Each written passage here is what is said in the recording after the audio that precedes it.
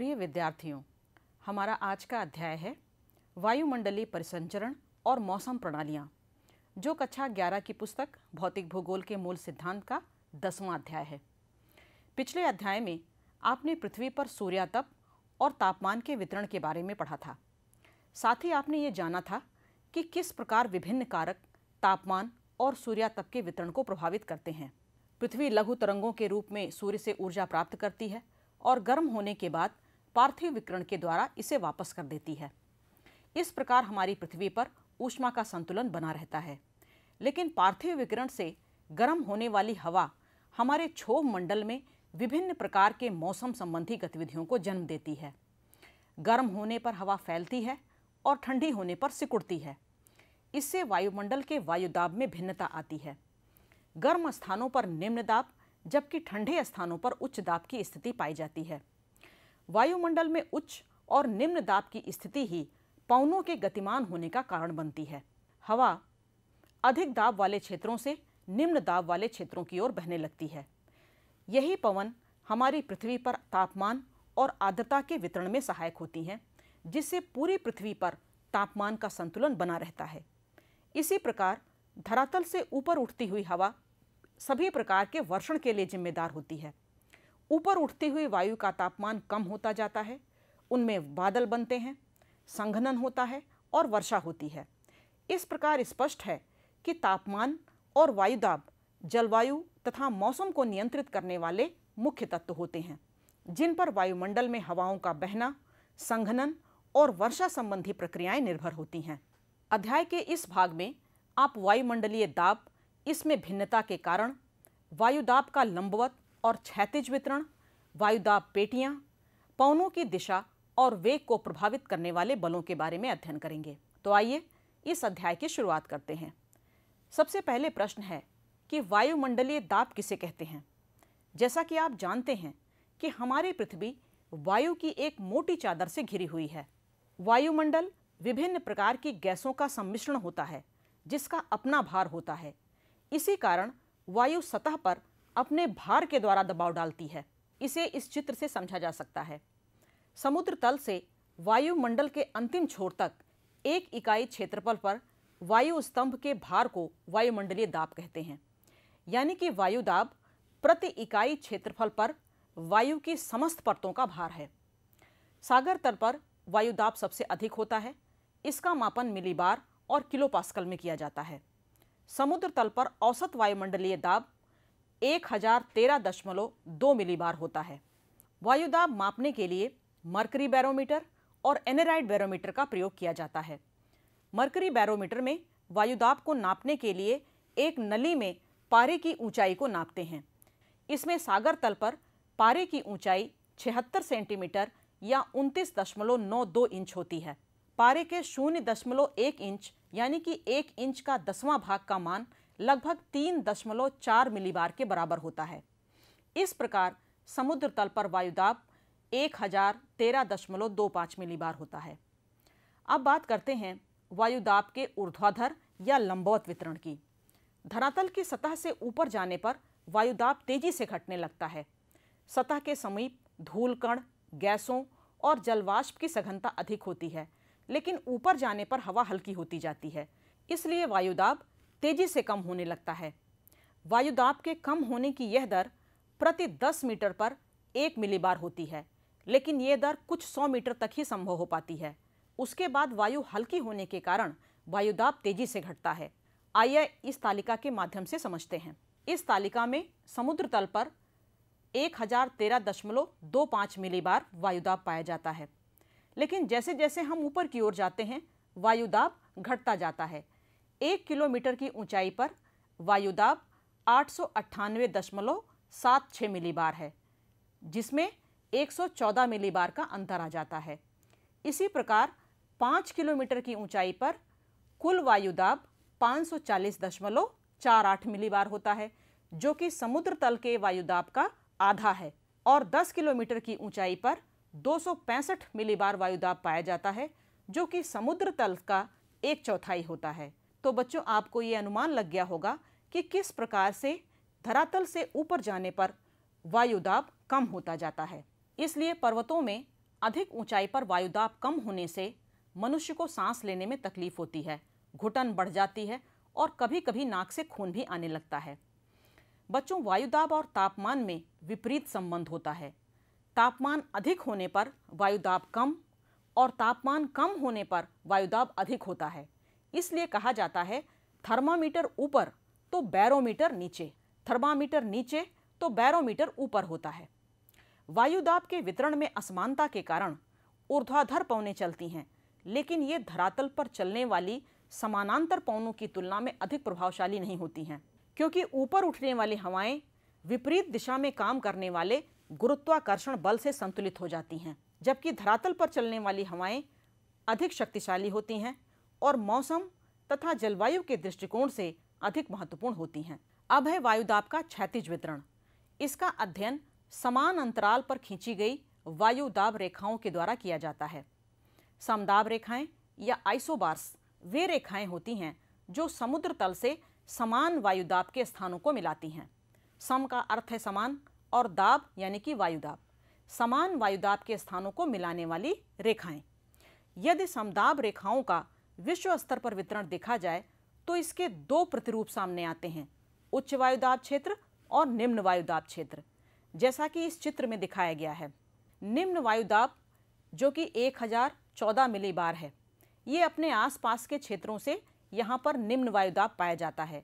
इसके चारों ओर 1016 मिलीबार और 1018 मिलीबार की समदाब रेखाएं खींची गई हैं, यानी केंद्र से बाहर जाने पर वायुदाब बढ़ता जाता है और इसीलिए हवाएं उच्च वायुदाब केंद्र यानी कि बाहर से अंदर की ओर आती हैं। ठीक इसी प्रकार से नीचे उच्च वायुदाब केंद्र की स्थिति दिखाई गई है। 1020 मिलीबार की समभार रेखा ये उच्च वायुदाब क्षेत्र को प्रदर्शित करती है, जबकि इसके बाहर जाने पर, इसके परिधि में जाने पर वायुदाब घटता जाता है। 1018 मिलीबार की समदाब रेखा इसके बाहरी क्षेत्रों में दिखाई गई है। यहाँ पर उच्च वायुदाब क्षेत्र बीच में है और बाहर की ओर वायुदाब घटता जाता है और यहाँ केंद्र से बाहर की ओर हवाएं चलती हैं।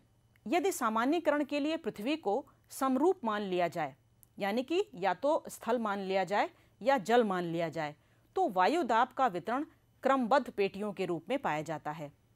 उत्तरी गोलार्ध में स्थल भाग ज़्यादा होने के कारण ये पेटियां सतत रूप में नहीं पाई जाती, ये बीच बीच में टूट जाती हैं, लेकिन दक्षिणी गोलार्ध में समुद्री भाग ज़्यादा होने के कारण ये पेटियां क्रमबद्ध रूप में पाई जाती हैं।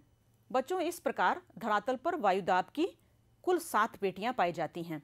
भूमध्य रेखा पर निम्न वायुदाब होता है और इससे उत्तर और दक्षिण जाने पर तापमान घटता जाता है। इसलिए वायुदाब बढ़ते जाना चाहिए, लेकिन ऐसा नहीं होता। वायुदाब का भूमध्य रेखा से ध्रुवों तक कोई नियमित वितरण नहीं पाया जाता। उपध्रुवीय क्षेत्रों में तापमान कम होने के बावजूद भी निम्न वायुदाब क्षेत्र पाया जाता है। स्पष्ट है कि वायुदाब पेटियों के निर्धारण में केवल तापमान का हाथ नहीं होता, इसके अतिरिक्त गतिक कारण भी होते हैं। इस प्रकार उत्पत्ति के आधार पर वायुदाब पेटियों को 2 भागों में विभाजित किया जाता है, तापजन्य पेटियां और गतिजन्य पेटियां। आइए अब इस चित्र के माध्यम से वायुदाब पेटियों की स्थिति और उनके उत्पत्ति के कारणों को समझते हैं। भूमध्य रेखा के पास भूमध्य रेखीय निम्न वायुदाब पेटी पाई जाती है। यहाँ पर सूर्य की किरणें लंबवत पड़ती हैं। 12 घंटे का दिन और 12 घंटे की रातें होती हैं, इसलिए यहाँ पर सूर्यातप अधिक होता है और निम्न वायुदाब की पेटी पाई जाती है। दूसरी पेटी है उपोष्ण कटिबंधीय उच्च वायुदाब पेटी। अगर तापक्रम के दृष्टिकोण से देखा जाए तो यहाँ पर उच्च वायुदाब की जगह निम्न वायुदाब होना चाहिए, लेकिन ऐसा नहीं होता है। गतिजन्य कारणों से भूमध्य रेखा से उठने वाली संवहन धाराओं के कारण और उपध्रुवीय क्षेत्रों से उठने वाली संवहन धाराओं के कारण यहाँ पर उच्च वायुदाब की स्थिति पाई जाती है। दोनों तरफ से आने वाली ये हवाएं मध्य अक्षांशों में 30 डिग्री के आसपास ऊपर से नीचे की ओर उतरती हैं और इस कारण यहाँ पर उच्च वायुदाब की स्थिति पाई जाती है। तीसरी पेटी है अधोध्रुवीय निम्न वायुदाब पेटी। अधोध्रुवीय निम्न वायुदाब पेटी 60 डिग्री अक्षांशों के आसपास पाई जाती है और यहाँ पर तापमान बहुत कम होता है। तापमान कम होने के कारण यहाँ उच्च वायुदाब की स्थिति होनी चाहिए, लेकिन यहाँ पृथ्वी की घूर्णन गति का प्रभाव वायुदाब पेटी पर पड़ता है।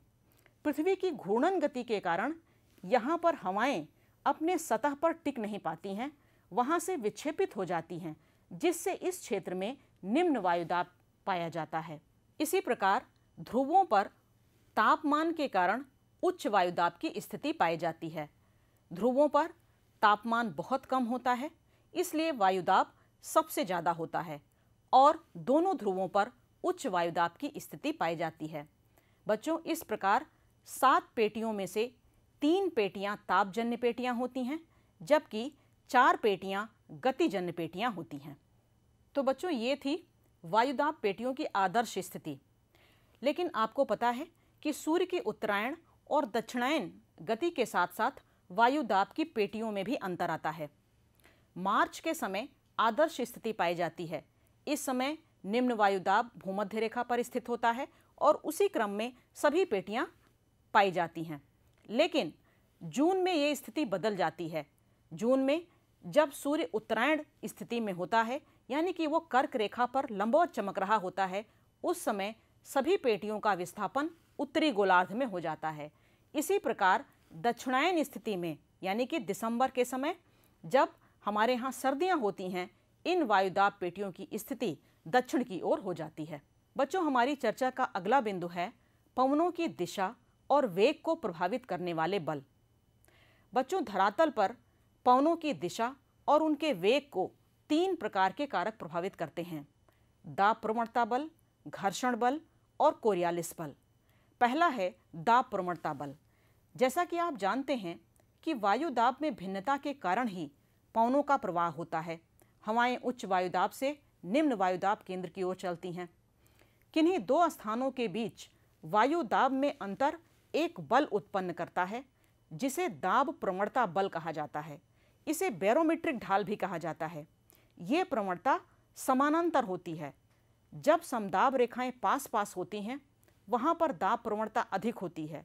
इसके विपरीत जब समताप रेखाएं दूर दूर होती हैं, वहाँ पर दाब प्रवणता कम होती है। इसे इस चित्र के माध्यम से समझा जा सकता है। बच्चों, इस चित्र में दाहिनी ओर निम्न वायुदाब केंद्र की स्थिति दिखाई गई है। यहाँ पर 1012 मिलीबार की समदाब रेखा है, जबकि इसके बाहर की ओर वायुदाब बढ़ता जाता है और 1021 मिलीबार की समदाब रेखा है। स्पष्ट है कि हवाएं उच्च वायुदाब केंद्र से निम्न वायुदाब केंद्र की ओर प्रवाहित होती हैं। जब ये समदाब रेखाएं पास पास होती हैं तो दाब प्रवणता बल, यानी कि बैरोमीट्रिक ढाल अधिक होता है और पवनों की गति तीव्र होती है। लेकिन जब ये समदाब रेखाएं दूर दूर होती हैं तो बैरोमीट्रिक ढाल कम होता है और हवाओं की गति धीमी होती है। दाब प्रवणता अधिक से कम होते हुए दाब की ओर होती है और ये दिशा समदाब रेखा के ऊपर 90 डिग्री का कोण या समकोण बनाती है। इस प्रकार प्रवणता के कारण ही पवनों का संचार होता है। बच्चों, दूसरा है घर्षण बल। वायु की दिशा पर घर्षण का भी प्रभाव होता है। ये हवा की दिशा के विपरीत काम करता है। इसकी दिशा और वेग को प्रभावित करता है। असमान धरातल जैसे पर्वतीय और पठारी क्षेत्रों में घर्षण का प्रभाव अधिक होता है और ये प्रभाव सामान्यतः धरातल से 1 से 3 किलोमीटर की ऊंचाई तक होता है। ऊंचाई बढ़ने के साथ साथ ये प्रभाव कम होता जाता है। उत्तरी गोलार्ध में स्थलभाग अधिक होने के कारण घर्षण बल अधिक होता है, जबकि दक्षिणी गोलार्ध में समुद्री क्षेत्र अधिक होने के कारण ये न्यूनतम होता है। इसके बाद तीसरा और बहुत ही महत्वपूर्ण कारक है कोरियालिस बल। पृथ्वी का अपने अक्ष पर घूमना हवाओं की दिशा को प्रभावित करता है। यदि पृथ्वी में घूर्णन गति नहीं होती तो पवनें समदाब रेखा के समकोण पर चलती, लेकिन ऐसा नहीं होता है। पृथ्वी पर बहने वाली हवाओं की दिशा वायुदाब के साथ साथ पृथ्वी के घूर्णन से भी प्रभावित होती है।